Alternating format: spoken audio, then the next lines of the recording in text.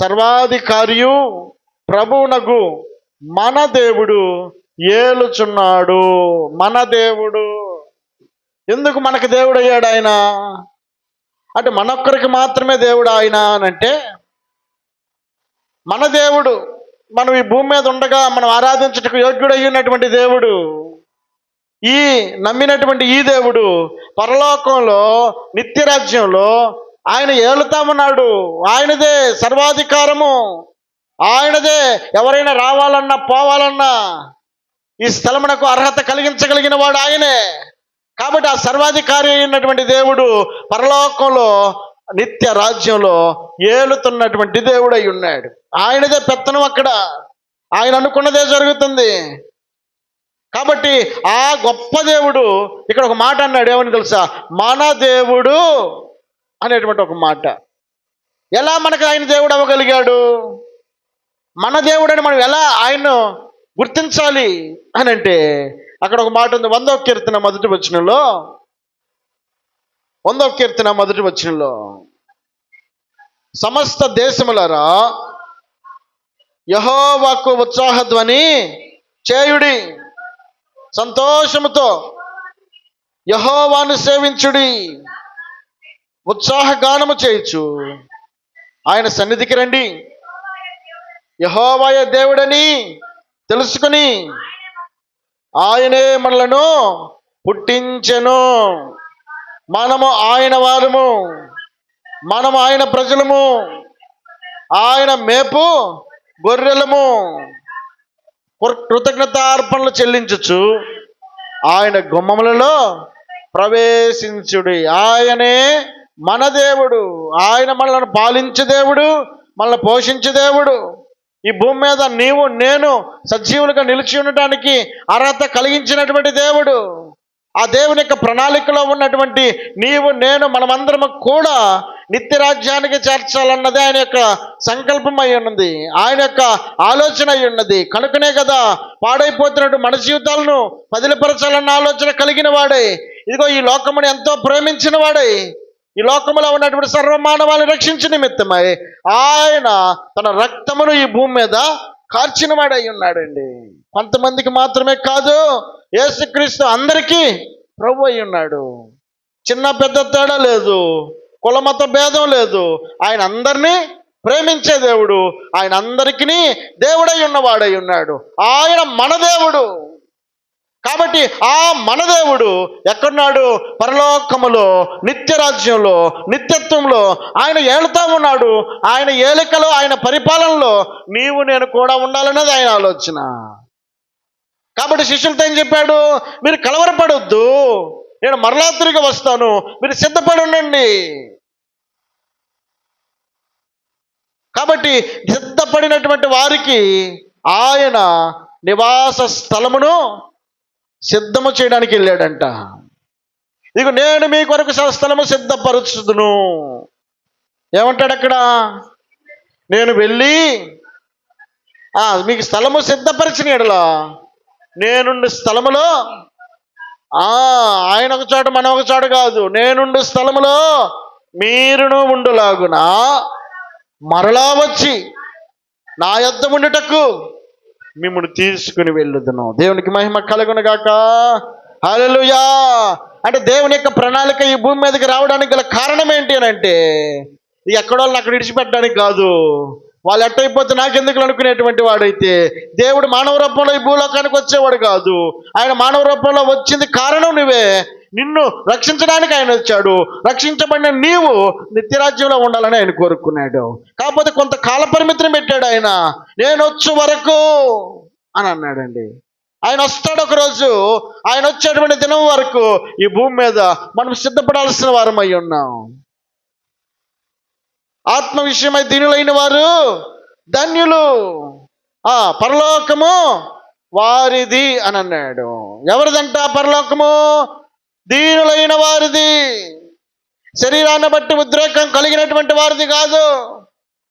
జ్ఞాని తన జ్ఞానమును బట్టి, సూర్యుడు తన శౌర్యమును బట్టి అతిశయించడానికి ఏమాత్రం కూడా వీలు లేదు. ఇక భూమి మీద కృప చూపుచు నీతి న్యాయములు జరిగించుచున్న యెహోవాను నేనే అని పరిశీలనగా తెలుసుకున్నట్టు బట్టియే ఆయన నిన్ను నన్ను మనలను కోరుకుంటున్నాడండి. దేవుని బట్టి మనం అతిశయించాలి. మనం అతిశయించడానికి ఏమాత్రం కూడా ఏది కారణం కాకూడదు. కొన్నిసార్లు దేవుని కంటే మన బిడ్డలను మనం ఎక్కువగా ప్రేమిస్తాం, దేవుని కంటే మన పనిని మనం ఎక్కువగా ప్రేమిస్తాం, దేవుని కంటే మన అనుకున్న దాన్ని ఎక్కువగా ప్రాధాన్యత ఇస్తూ ఉంటాం.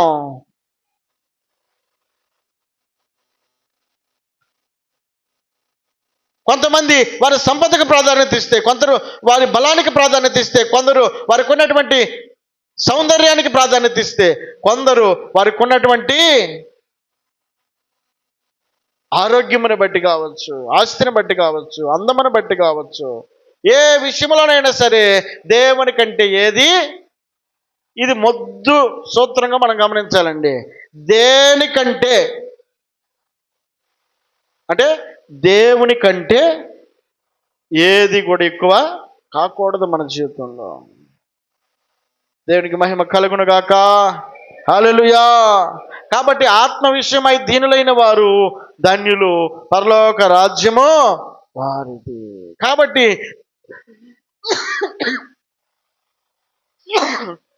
తగ్గింపును కోరుకుంటున్నాడు దేవుడు. ఆ తగ్గింపును కోరుకున్నటువంటి దేవుని యొక్క ఉద్దేశము అక్కడ కనబడుతున్నటువంటి ఒక మాట మనం చూసినప్పుడు ఏమని అంటుంది తల్లి? అప్పుడు జెబెదయి కుమారుల తల్లి తన కుమారులతో ఆయన ఎద్దుకు వచ్చి నమస్కారం చేసి ఒక మనవి చేయబోగా, నువ్వేమి కోరుచున్నావని ఆయన అడిగిను. అందుకామె, నీ రాజ్యమందు, ఎవరి రాజ్యం? పరలోకములో ఉన్నటువంటి నిత్య రాజ్యములో. ఆయన ఏమన్నాడు? నేనుండే స్థలంలో మీరు ఉండలాగునా అని అన్నాడు కదా. కాబట్టి ఆయన ముందుగానే చెప్తున్నాడు, ఈ లోకం శాశ్వతమైంది కాదు, పరలోకమే శాశ్వతమైందని తన శిష్యులతో బోధిస్తూ ఉన్నాడు.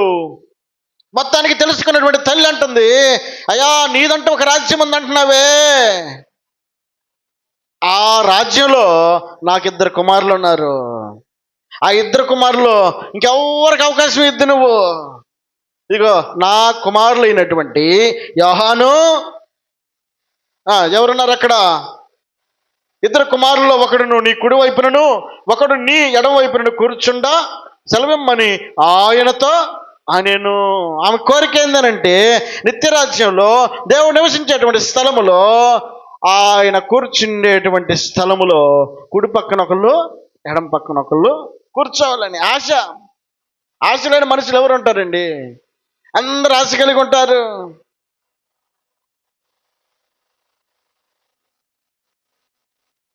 కాబట్టి ఆమె కోరుతున్నటువంటి కోరికలు కూడా తప్పే ఉంది. కోరికలు చాలా ఉంటాయి, నెరవేర్చబడాలి అని అంటే దానికి తగినటువంటి ప్రయత్నం ఉండాలి. ఆ ప్రయత్నాన్ని దేవుడు అంటాడు, నేను స్థలము సిద్ధపరచడానికి వెళ్తున్నాను, కాబట్టి మీరు కూడా సిద్ధముగా ఉండండి అని అన్నాడు. సిద్ధపాటు ప్రాముఖ్యమైంది. నిత్యరాజ్యంలో ఉండాలనుకోవడం మంచిదే, కుడి పక్కన ఎడమొక్కలు ఉండాలనుకోవడం కరెక్టే, మంచిదే. కానీ దానికి తగినటువంటి సిద్ధపాటుని గురించి కూడా అవగాహన, ఆలోచన కలిగి ఉండాలి. కోరిక మాత్రం ఉంటే సరిపోదు, కోరిక నెరవేర్చుకోవడానికి చేయాల్సిన పని కూడా అవసరం అండి. దేవుని స్తోత్రం చెల్లిద్దాం. హల్లెలూయా. ఈరోజు బాగా దమ్ బిర్యానీ తినాలందని చెప్పని అనుకున్నా, కావలసిన వస్తువులు ఏం తేలా అనుకుంటే కడుపు నిండిద్దా? పోవాలి, అన్ని కావలసినటువంటి అన్నిటిని కూడా సమకూర్చుకోవాలి, దానికి కొంచెం టైం వెచ్చించాలి, ప్రయాసపడాలి, శ్రమ పడాలి. పెద్ద పని చేస్తే కానీ కాసేపు తృప్తిగా తినడానికి వీలుండదండి. అంటే మనం అనుకున్నది జరగాలంటే దాని వెనకాల ప్రయాస, ప్రయత్నము, పని అవసరం. అలాగే సలోమి అక్కడ కనబడుతున్నట్టు ఆమె ఏమంటుంది? జెబెదయి కుమారుల తల్లి అంటున్న మాట ఏమిటంటే, నాకు 2 కుమారులు ఉన్నారు, ఆ కుమారులు 2 కూడా కుడి పక్క ఒకళ్ళు ఎడమ పక్క ఒకళ్ళు ఉండాలయ్యా, నీతో ఉండాలని చెప్పానని ఆమె అంటుంది. మంచిదే. కానీ దేవుడు ఇస్తున్నటువంటి సమాధానం ఏంటి అంటే, అందుకు యేసు, మీరు ఏమి అడుగుతున్నారో అది మీకు తెలియదు, నేను త్రాగబోవు గిన్నెలోనిది మీరు త్రాగగలరా? ఏమంటున్నాడు? నేను త్రాగబోవు గిన్నెలోనిది మీరు త్రాగగలరా అని అంటున్నాడు. ఆయన ఏమి త్రాగబోతున్నాడు? అందుకే ఒక మాట అంటాడు, గెత్సేమనే తోటలో ప్రార్థన చేయడానికి వెళ్ళినప్పుడు ఆయన అంటాడు, తండ్రి నీ చిత్తమైతే ఈ గిన్నె నా యొద్ద నుండి తొలగించయ్యా. రాబోతున్నటువంటి కలగబోతున్నటువంటి శ్రమ ఆయన ముందుగానే గుర్తెరిగిన వాడై, ఆయన సిలువకు ఎక్కబోతున్నాడన్న విషయాన్ని తెలిసినటువంటి వాడై, ఇక శ్రమ పడబోతున్నాడన్న విషయాన్ని తెలిసిన వాడై, ఆయన మనుషుల కోసం తన ప్రాణాన్ని పెట్టబోతున్న విషయాన్ని తెలిసిన వాడై, ఇగో పక్కలో బల్లెపు పోటు పొడవబోతున్నారు విషయాన్ని కూడా తెలిసిన వాడై, తలకు ముండ్ల కిరీటం పెడుతున్నారన్న విషయాన్ని కూడా తెలిసిన వాడై, మనిషి కనుక శ్రమ అనుభవించడానికి కొంత బాధ అనిపించి ఏమంటాడు, తండ్రి నీ చిత్తమైతే ఈ గిన్నె నా యొద్ద నుండి తొలగించయ్యా. కష్టాలను అందరం కూడా సహించడానికి ఇష్టపడం, అవి తొలగిపోతే బాగుండు అనుకుంటాం. ఒక మనిషిగా ఆయన అన్నాడు, ఆయన కూడా మనలాగే. తర్వాత అంటాడు, ఏమంటాడు, నీ చిత్తమైతే కొనసాగించు అని అంటాడు. దేని స్తోత్రం చెల్లిద్దాం. హల్లెలూయా. కాబట్టి ఆ తల్లితో చెప్తున్నాడు, ఇదిగో నా కుడి పక్కన ఎడం పక్కన కూర్చోాలంటే ఊరకనే రాదమ్ము ఆ సీటు. నేను అక్కడ పోవడానికి ఈ భూమి మీద నేను కూడా పడాల్సిన ప్రయత్నము, పాటు, శ్రమ అనుభవిస్తున్నాను. నేను అనుభవించడానికి ఇష్టపడున్నాను. తెగించి వచ్చాను ఈ లోకంలోకి. ఈ లోకంలో మనుషులందరి నిమిత్తమై నా ప్రాణం పెట్టడానికి నేను ఆల్రెడీ డిసైడ్ అయిపోయా. కాబట్టి నా కుడి పక్కన ఎడం పక్కన కూర్చోవాలంటే ఊరకనే వచ్చిద్దాం అనుకుంటారేమో ఆ సీటు. ఏమాత్రం కూడా రాదు. దాని వెనకాల శ్రమ ఉంటుంది, కష్టం ఉంటుంది, కన్నీరు ఉంటుంది, వేదన ఉంటుంది, బాధ ఉంటుంది. కాబట్టి ఏమంటున్నాడు ఎక్కడైనా, నేను త్రాగబోవు గిన్నెలోనిది మీరు త్రాగగలరా అని అంటున్నాడు. అంటే నేను పడబోయే శ్రమలు మీరు కూడా పడగలుగుతారా? నేను అనుభవించే బాధలను మీరు కూడా అనుభవించగలుగుతారా అని అంటే ఆమె అప్పటికీ ఏమంటుంది, వారు త్రాగగలమనిరి. అంటే ఆ శ్రమ అనిపించడానికైనా మాకు ఇష్టమయ్యా, బాధ అనిపించడానికైనా ఇష్టమయ్యా, నీ రీతి రాజ్యంలో ఉండాలన్నదే మా ఆశ, నీ రీతి రాజ్యంలో ఉండాలన్నదే మా కోరిక అని మాట వారు సెలవిస్తూ ఉన్నారు. దేనికి స్తోత్రం చెల్లిద్దాం. హల్లెలూయా. అయితే ఏమంటున్నాడు ఆయన మీరు నా గిన్నెలో అంటే శ్రమ పడతారు, కష్టపడతారు, ఇరుకులు, ఇబ్బందులు, శ్రమలు అన్నింటినీ ఓర్చుకుని నిలబడతారు. నా కుడివైపునను నా ఎడమ వైపునను కూర్చుండనిచ్చుట నా వశమున లేదు. నా తండ్రి చేత ఎవరు సిద్ధపరచబడితురో వారికే అది దొరుకునెను. నా వశములో లేదు, నా చేతుల్లో ఏమీ లేదు. కాబట్టి ఏ మాత్రం రికమెండ్ చేయడానికి కాదు, కానీ ఇదిగో నా తండ్రి సమస్తాన్ని గమనిస్తున్నాడు.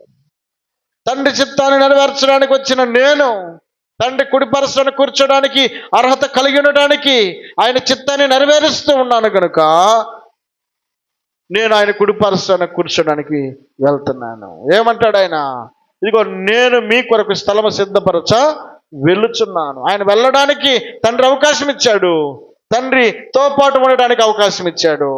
కాబట్టి ఆ జబదయి తల్లి ఏమంటుందనంటే, ఇదిగో నీ కుడి పక్కన ఎడం పక్కన వాళ్ళు ఉండాలని ఆశపడతా ఉంది. ఇది నా చేతిలో లేదమ్మా, మొత్తం నా తండ్రి చేతుల్లో ఉందని చెప్పనని చెప్తున్నాడు అండి. కాబట్టి దేవుని యొక్క ఉద్దేశము, దేవుని యొక్క చిత్తము, దేవుని యొక్క ప్రణాళిక నీవు నేను మనం ఎరిగి ఉండాల్సినటువంటి వారమై ఉన్నాం, గమనించాల్సిన వారమై ఉన్నాం. ఏమంటాడు ఆయన అక్కడ తండ్రిని హెచ్చిస్తున్నాడు, ఆయన తను తాను తగ్గించుకుంటున్నాడు. నాకు అన్నీ తెలుసు, నేను చేస్తానని చెప్పి అనలా. ఏమంటాడు, నా తండ్రి ఉన్నాడు అంటే ఆయన ఈ భూలోకములో ఉండగా తన్ను తాను తగ్గించుకోవడానికి ఇష్టపడుతున్నాడు. తనను ఏమాత్రం కూడా హెచ్చించుకోవడానికి నేనే పైనుండేది మీ ఇష్టం రండి అని చెప్పిన అనకుండా ఏమంటున్నాడు, ఇగో నేను నా తండ్రి వశంలో ఉన్నాను. ఆయన అవకాశం ఇస్తే నేను కాదంటానికి కానీ అవునంటానికి కానీ లేదు. కాబట్టి అక్కడ ఒక మాట అంటాడు, ఏమని అంటాడనంటే, ఏమంటాడు,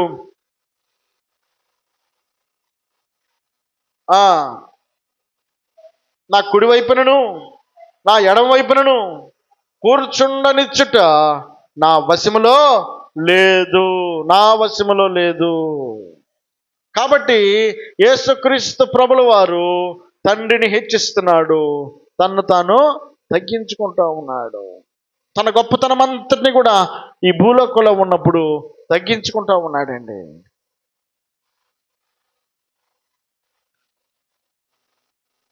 జకర్యా గ్రంథము 9వ అధ్యాయం 9వ వచనంలో ఒక మాట ఉంది. జకర్యా గ్రంథము 9వ అధ్యాయం 9వ వచనం. సియోను నివాసులారా బహుగా సంతోషించుడి, యెరూషలేము నివాసులారా ఉల్లాసముగా ఉండుడి. మీ రాజు నీతిపరుడును రక్షణ గలవాడును దీనుడై గాడిద పిల్లను ఎక్కి నీ యొద్దకు వచ్చుచున్నాడు. ఆయన సర్వలోకమునకు సృష్టికర్త అయిన దేవుడు నీ యొద్దకు వచ్చుచున్నాడు. ఆయన గొప్పవాడు. హెబ్రీ పత్రికలో ఆయన గురించి రాయబడిన మాట ఏమిటంటే, ఆయన పవిత్రుడు, నిష్కల్మషుడు, పాపులలో చేరక ప్రత్యేకముగా ఉన్నవాడు, ఆకాశ మండలము కంటే మిక్కిలి హెచ్చైన వాడునైనా ఇట్టి ప్రధాన యాజకుడు మనకు సరిపోయిన వాడై ఉన్నాడు. దేవునికి స్తోత్రం చెల్లిద్దాం. హల్లెలూయా.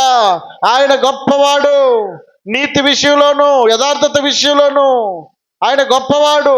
పాపుల్లో చేరక ప్రత్యేకముగా ఉన్న పరిశుద్ధుడై ఉన్న దేవుడు. ఆయన గొప్పతనము ముందు ఏది పనికిరాదండి. అలాంటి అర్హతను అంతటి కూడా పక్కన పెట్టి ఏమని రాయబడిందో తెలుసా? ఆయన గాడిద పిల్లను ఎక్కి దీనుడై నీ యొద్దకు వచ్చుచున్నాడు. దీనత్వాన్ని ఆయన కప్పుకున్నాడు. దీనత్వం కలిగినటువంటి వాడై ఉన్నాడు. ఈ భూలోకంలో ఉండగా దేవుని యొక్క ప్రణాళిక సిద్ధపరచు నిమిత్తమై, దేవుని యొక్క ప్రణాళిక తన జీవితంలో నెరవేర్చబడుటకై ఏం చేస్తున్నాడు? దీనత్వాన్ని కలిగి ఉన్నాడు. ఆయనలో కావాల్సిన క్వాలిటీస్ అన్నీ ఉన్నాయండి. హెచ్చించుకోవడానికి క్వాలిటీస్ అన్నీ ఉన్నాయి, గణపరచుకోవడానికి క్వాలిటీస్ అన్నీ ఉన్నాయి. ఇదిగో తండ్రి కుడి పరుసన కూర్చునేటువంటి అర్హత కలిగినటువంటి ఆ గొప్ప సింహాసనం విడిచినటువంటి దేవుడు ఈ భూలోకంలో మనుషులను ప్రేమించి రావడం అంటే సాధ్యమా? ఒక ముఖ్యమంత్రి మన ఇంటికి వస్తే వణికిపోతాం కదండి. ఏం చేయాలో అర్థం కాదే. మరి సకల సరాచర సృష్టికి కర్త ఉన్నటువంటి దేవుడు నిన్ను నన్ను ప్రేమించి ఈ లోకంలోకి రావడం అని అంటే, నువ్వు అడుగుపెట్టిన భూమి మీద ఆయన కూడా అడుగుపెట్టాడు. నువ్వు తిరుగుతున్నటువంటి ఈ భూమి మీద ఆయన కూడా తిరిగిన వాడై ఉన్నాడు. బెత్లెహేము అనబడేటువంటి ప్రాంతం నేటికి కూడా అక్కడే కదా, ఇజ్రాయెల్ కంట్రీలో ఆయన పుట్టింది.